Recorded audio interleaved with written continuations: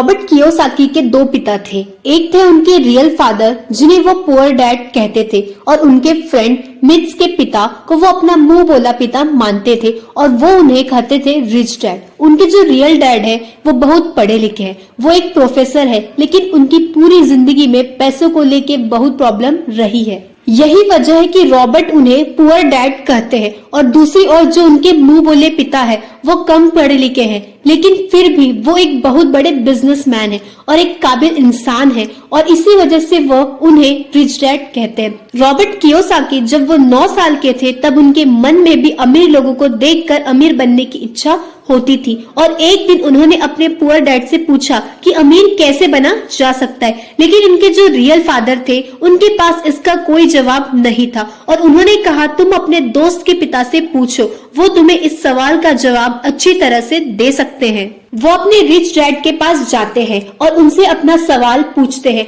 उनके rich dad उन्हें अमीर बनने के कई सारे इम्पोर्टेंट लेसन्स बताते हैं। तो अब हम बात करते हैं उन इम्पोर्टेंट लेसन्स के बारे में। नंबर 1, अमीर लोग कभी भी पैसों के लिए काम नहीं करते हैं। The rich don't work for money.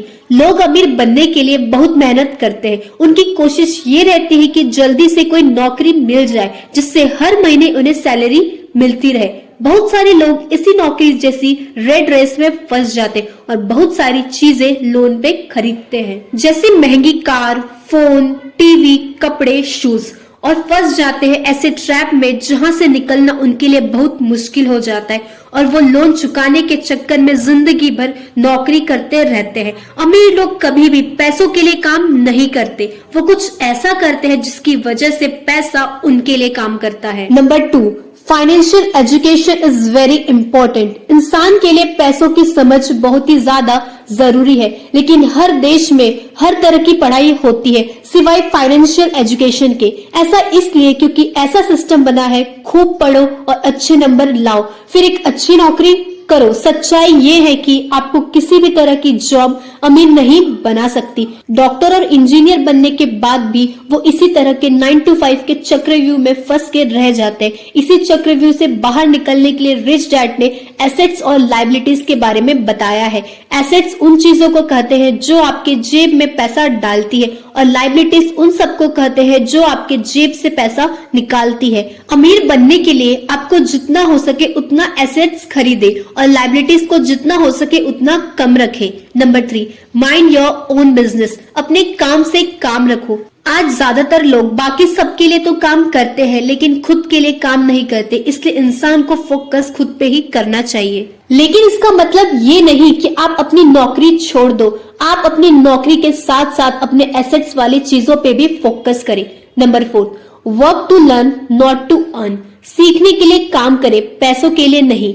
Robert Kiyosaki बताते हैं कि उनके जो पुअर डैड थे उन्हें हमेशा अपनी नौकरी की चिंता रहती थी, लेकिन उनके जो रिच डैड थे वो सीखने पे ज्यादा फोकस करते थे, क्योंकि उनका मानना ये था कि अमीर बनने के लिए जिंदगी में उन्हें कई सारी चीजें सीखनी पड़ती है और यही इन दोनों में सबसे बड़ा फर्क था। Number 5, overcoming obstacles. रुकावटों और बाधाओं को पार करना। बहुत सारे लोग अपने एसेट्स को बढ़ा नहीं पाते। रॉबर्ट कियोसाकी बताते हैं 4 ऑब्स्टेकल। पहला है फियर, डर। दुनिया का कोई भी इंसान हो उसे पैसों का नुकसान तो बुरा लगता ही है। पैसे को गंवाने का डर अमीरों को भी बहुत ज्यादा लगता है। अमीर और गरीब में सबसे बड़ा फर्क यही होता है कि वो अपने फेलियर का मुकाबला कैसे करते हैं। Number 2, doubt. पैसों को इन्वेस्ट करते वक्त डाउट तो होता है कि अगर हमारा पैसा डूब गया तो क्या होगा, अगर मेरे प्लान के हिसाब से नहीं हुआ तो इस तरह के डाउट से हम हमेशा डर जाते हैं, इसलिए हम किसी भी काम को शुरू भी नहीं कर पाते और इसी तरह से हजारों मौके हमारे सामने से आके चले जाते हैं और हम देखते रह जाते हैं। नंबर 3, लेजीनेस, आलस। आलस इंसान का सबसे बड़ा दुश्मन है, इसलिए आलस करना छोड़ दे। नंबर 4, ईगो, अहंकार। कुछ लोगों में अहंकार बहुत ज्यादा होता है। अगर किसी भी चीज की जानकारी आपको अच्छे से नहीं है तो अपने ईगो को साइड में रखकर उसको अच्छे से सीखे। अगर आप ये करते हो तो आप बहुत बड़े नुकसान से बच सकते हो। और भी इसी तरह की वीडियोस के लिए चैनल को सब्सक्राइब जरूर करें।